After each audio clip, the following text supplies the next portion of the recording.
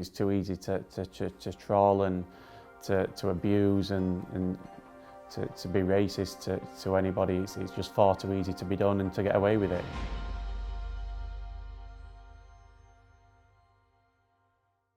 You've had a few days now to process the events of the final. Does it still feel quite raw? Yeah, definitely. It still feels raw. Still feel the emotion. Still feel disappointed. Obviously, we got ourselves in a position in the tournament to go and win the competition, and we had that mentality and belief that we had enough in our squad to win the game, and obviously to come up short on penalties and to actually not lose over the tournament and not come out as champions is really disappointing. And realistically, it's going to be some time before you can really come to terms with it. If ever, it's never going to go away, this one, is it? Yeah, definitely. I think all the disappointments, they tend to stick around, and like you say, you always think about them, and I still think about Russia, and I'm sure I'll still think about the final in many years to come. It's part and parcel of football. There's ups and there's downs, and I wish we could have made it a memorable night. We did everything we can, and we left everything out there, and it just wasn't enough on the night. Could you give us some insight? Go back to after the game and inside the dressing room. Presumably, it was very quiet in there afterwards.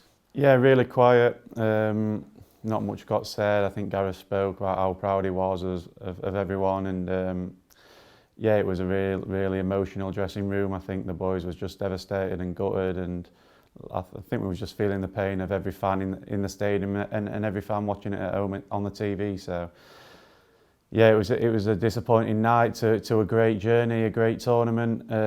The atmosphere that we created, the smiles that we put on people's faces is why we play football, and the big night and the final in reaching it and making history, we just couldn't get it over the line. Did you sort of say anything to each other afterwards, or particularly to the three players, or? Yeah, I spoke with the three players. I'm sure everyone else spoke with them as well. I've spoke with them since as well. I've dropped them. I've checked up on them and seen how they are over a text message and things. But the three courageous lads, the young boys, huge bravery shown to take a penalty at their age, and they should be applauded rather than criticised. Did Gareth speak to you individually as you left Wembley, or back at the hotel? No, he spoke to us individually when we left the changing room. We didn't see Gareth and the staff at the hotel, so it was more of a players and their families thing. And yeah, Gareth spoke with me. Obviously, we had a chat about the tournament and the journey and where we can go, and I'm sure he did it with every other player too. So how long was the event with the families afterwards? It must have started about 1:30.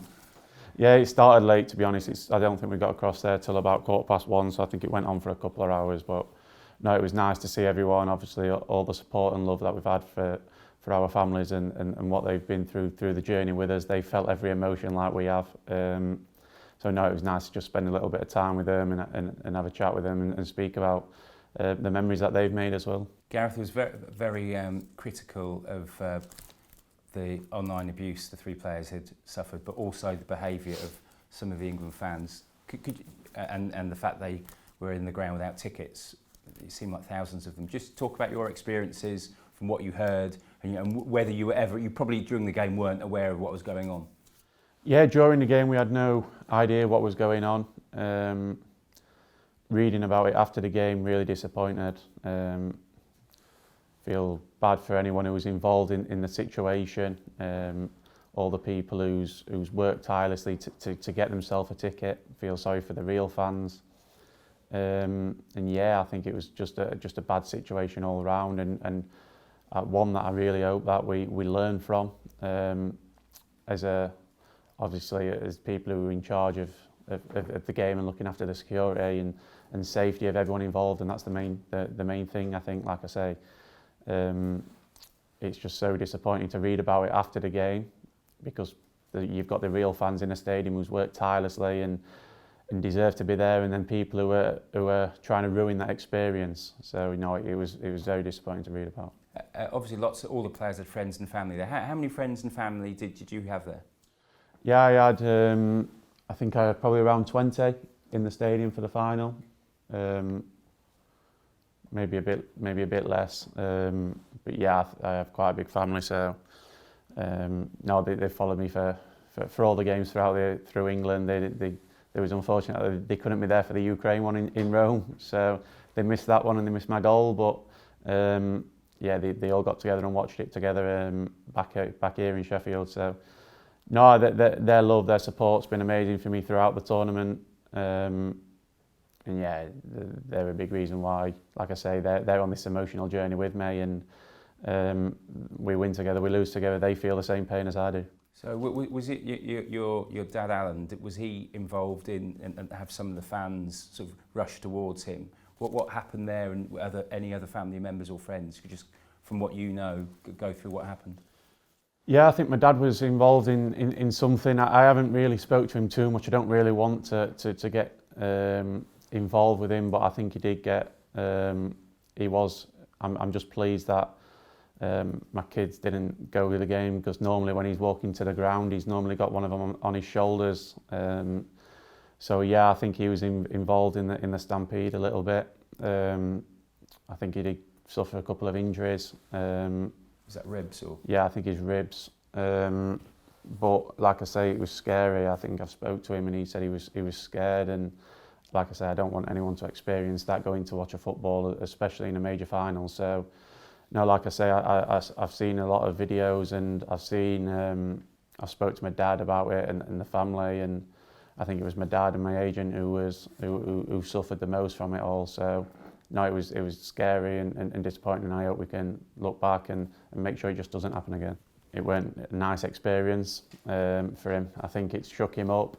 But like I said, I think in the end, I know he had a bad experience, but I think he said to, and we spoke about how fortunate he was that he normally I think every game he's been to, he's either had my nephew on his shoulders or one of my kids on his shoulders. So I'm just really, I think, thankful that didn't happen, because I think that could have been a really serious moment. Did he need medical attention or? No, I don't think he needed medical. I think he got on with it. I think he's not one to make a big fuss, so he's a big man, and yeah, I think he was struggling with his ribs, but I think he's getting on with it. You could tell after the game when I spoke to him, he was struggling a little bit with his breathing and his ribs, but no, he doesn't make a big fuss. He don't want to make a drama. Would he have reservations about going again or taking your kids, or is it because the rest of the time Wembley's always been a very safe place? It would. Yeah, I think the experiences of Wembley is always amazing. It's an amazing stadium, filled with amazing people and great fans normally. So this time was obviously the final, and everyone got overwhelmed, and the way that some people did act was totally wrong. I think obviously my dad will always support me. He'll always go to the games, but of course he's probably going to be a little bit more aware of everything going on around him. But I'm sure we should all be more aware, and I'm sure in the future we need to learn from it. The thing is, it wasn't isolated.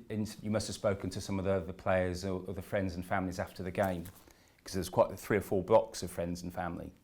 It was happening a lot, wasn't it? There were these ticketless fans refusing to leave their seats, so it was quite a lot of trouble, wasn't it? Yeah, I think there was a lot of trouble. I think obviously it happened a lot where the friends and families actually was their block and their turnstile. So I think I think a lot of people, I haven't spoke to too many, but I think a lot of friends and family got to the seats, and then there was people already sat in the seats. So I think that might have caused a bit of confrontation, telling people to move out of the seats and things. So no, I think the main thing is you want it to be an amazing experience, and you don't want anyone to have any bad memories of a final.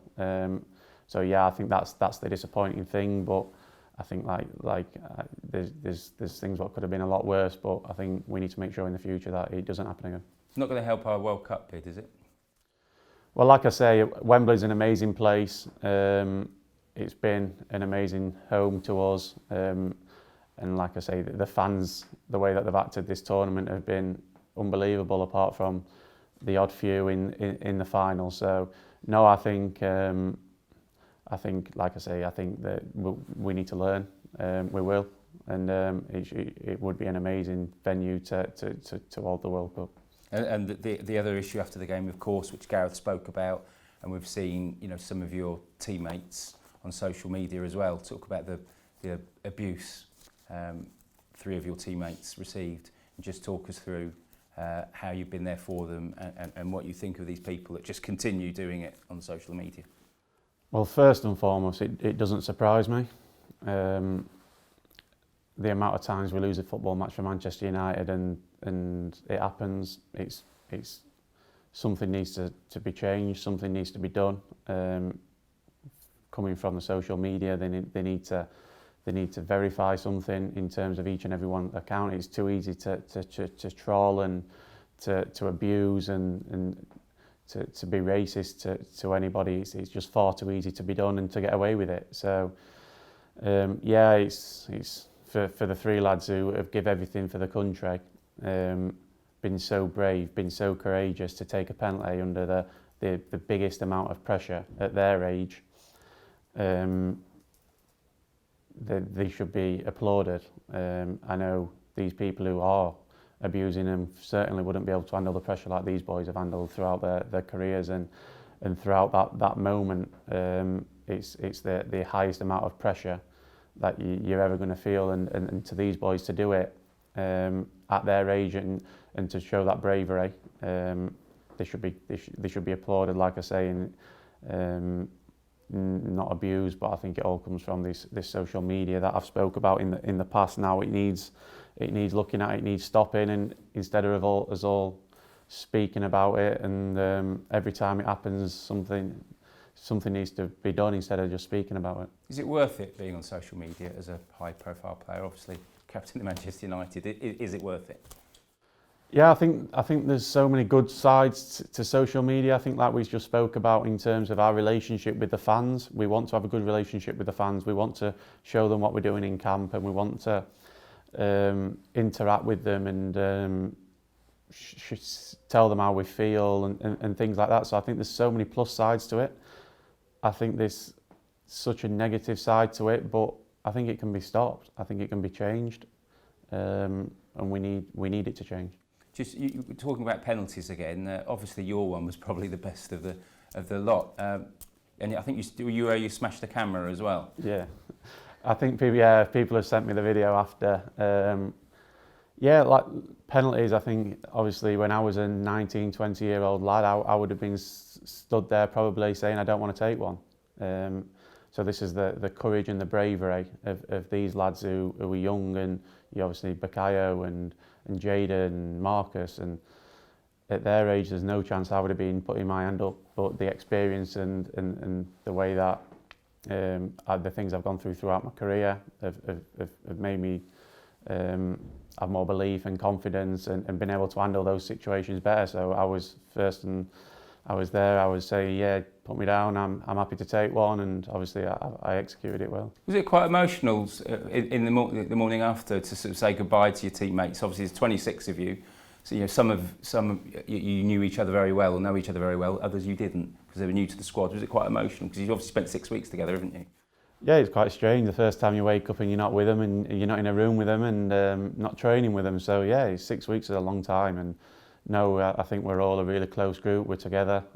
We'll keep in contact, I'm sure, and it's not long till another international, until we meet up for international again. And I think that's we obviously go away with clubs and we become rivals. But when we meet up again, I'm sure we'll be family in it, and we'll be speaking since as well. So no, it's strange not waking up and seeing them every day, but I'm sure I'll get used to it. Must be quite nice having a bit of freedom now, because obviously this was a very unusual 6 weeks for you, because in previous tournaments you've been able to sort of go into city centres with the family, or they've been able to come and see you, haven't they? You really have been sort of cooped up at St George's Park.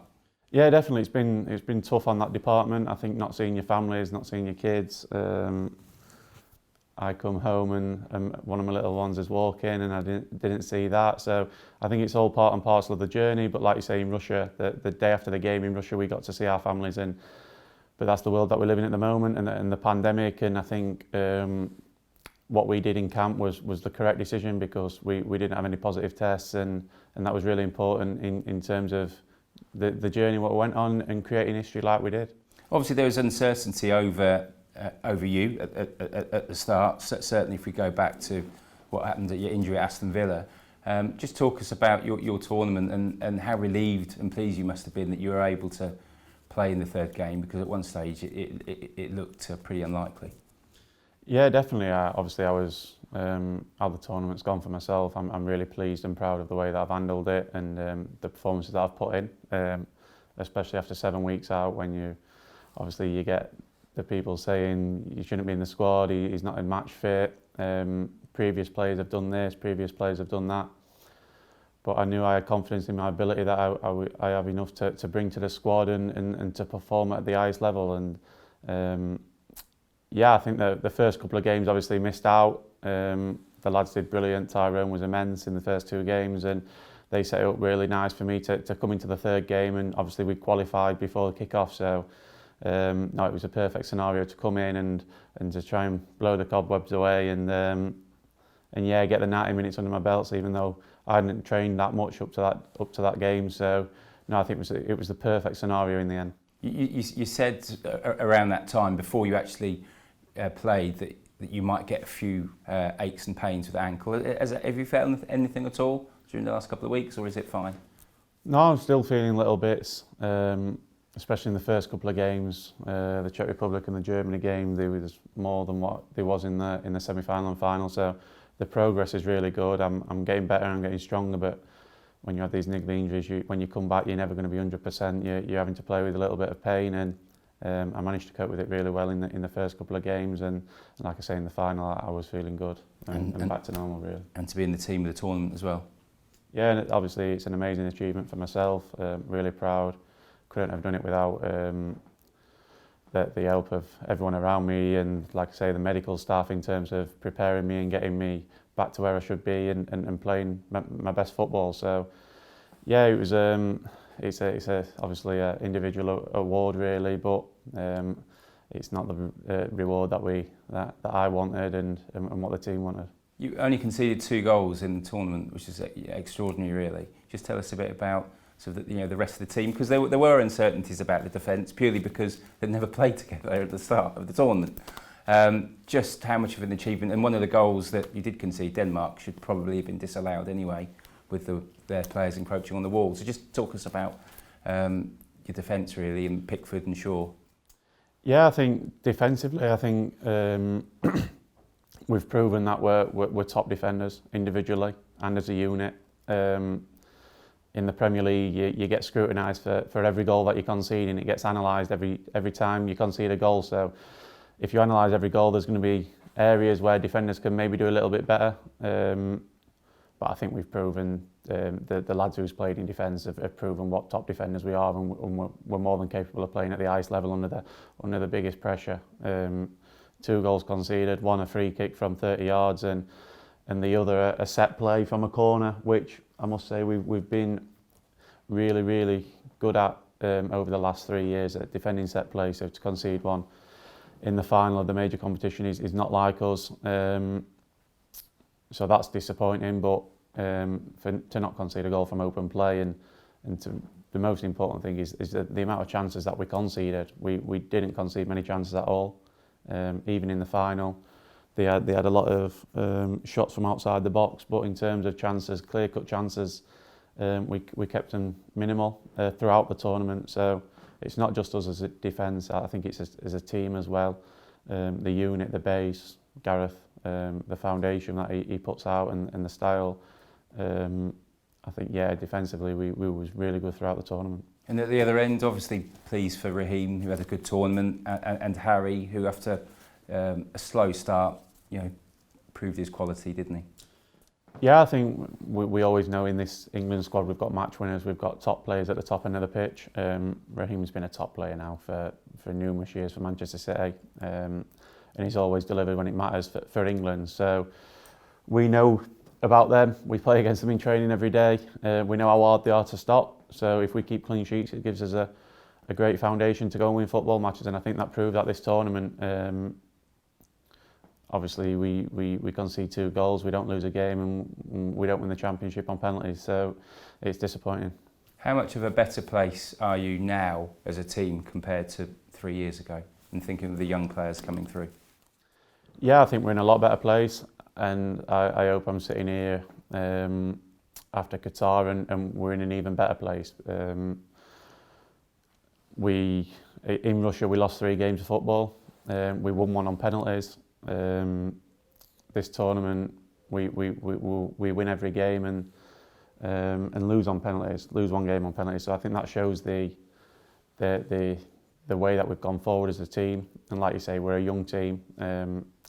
Bad experience of losing the final, but we'll learn from it. And for me personally, I felt a lot better playing in the final than I did in the semi-final against Croatia in terms of my mental state and the confidence and belief. So I'm sure if we get to another knockout games, the lads who's played in this tournament will feel a lot better, so they'll learn and they'll improve, and it'll only benefit the team. It's only 16 months away as well. I mean, that is obviously the target to win the World Cup, isn't it? And just talk us through some of the younger players that will be playing quite a major part as well, from Jude Bellingham to Jadon Sancho to obviously Saka as well.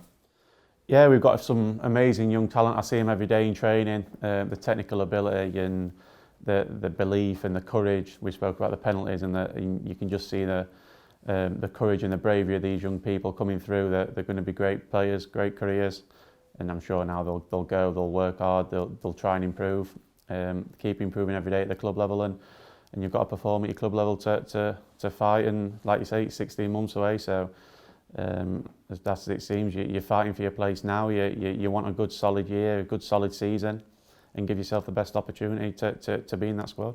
And you're obviously going to have Gareth Southgate still as manager. Just how has he sort of developed as a manager? And obviously he spoke yesterday and said he's certainly going to be around for the World Cup, which is good for it to be settled, the situation, isn't it?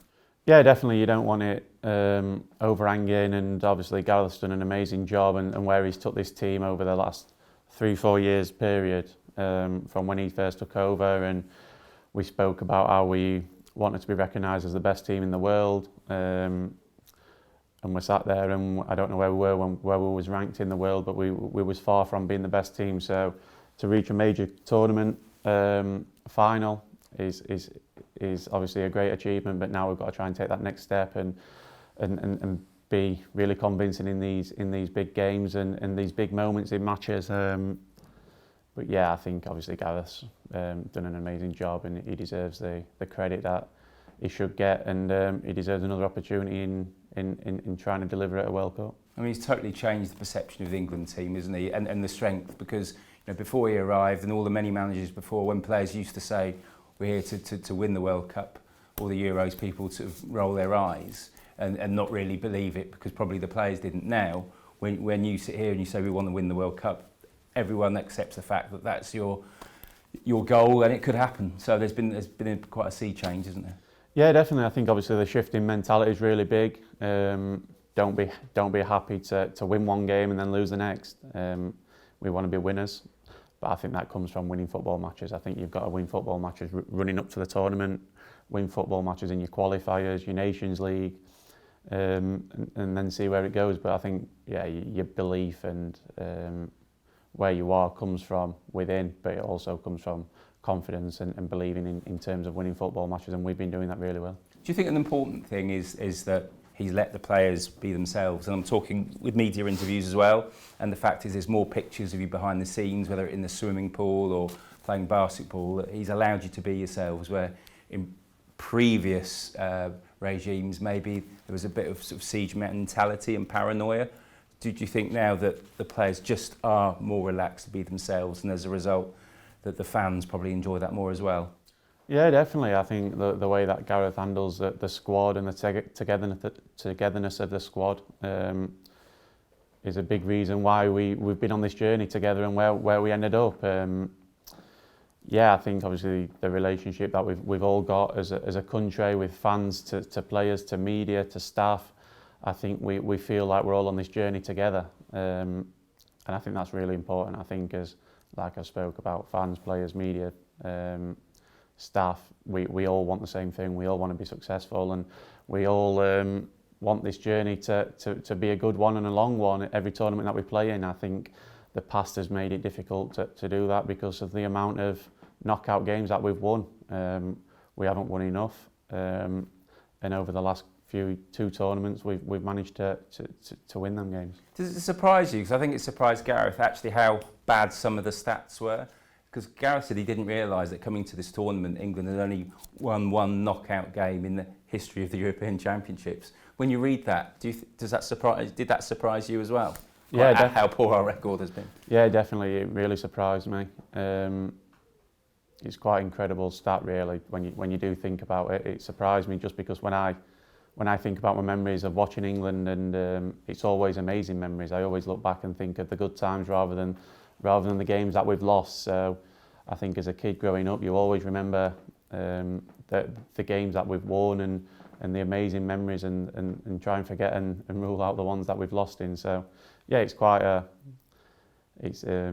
incredible stat, really. But I think the only thing what we can do is look forward to the future and try and win more of those games and give our fans more and better memories to live with. Does Gareth ever lose his temper? Do you ever see him get stroppy? Because obviously he seems very measured in front of the camera. Is there another side to him, or is he just not that type of person?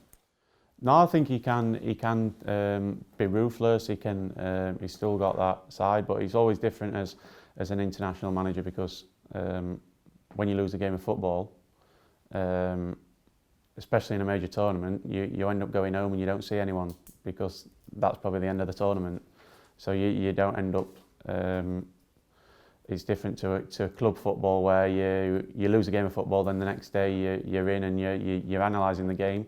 In international football, at major tournaments, as soon as you lose a game of football, you're on a plane home and you don't see anyone again. So it's different in terms of club to country. But yeah, I think Gareth's shown over the 2-3 year period he can be ruthless.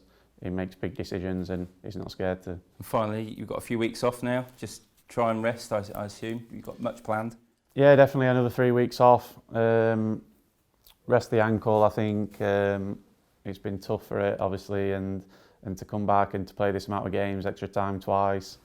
Yeah, I think 3 weeks off the legs will do the ankle good, and I'll be ready to go for another big long season. Do you think you're playing any friendlies at all, or do you think when you come back the start of the season might be a bit too early for you? What's your schedule at the moment? No, for sure I'll be wanting to play in the first game of the season. So I think we get 2 weeks. I think 3 weeks off, and we have 2 weeks build up to the game. We have a friendly, obviously, the week before the season. So I don't know what the plan. I haven't really spoke to anyone at club level. I've only spoke to the gaffer after the game, and we spoke after most games during England as well. So no, I don't know whether I'll play in the pre-season friendly, but for sure I'll be wanting to play that game against Leeds. And what did the manager say to you, particularly after the final? Yeah, I think we just spoke. I think he just spoke about how proud he was of my performances, and we'll learn from it. Obviously, it's been 2 finals for me this year. Didn't manage to play in one and played in the other, and we've lost on 2 penalty shootouts. So it's tough to take. It could be sat here with 2 trophies, and I'm sat here with none over 2 penalty shootouts. But then again, it does go to show how important penalty shootouts are, and we always speak about in major tournaments that generally, if you go on to win a major tournament, you have to win 1 penalty shootout, and we didn't manage to do that.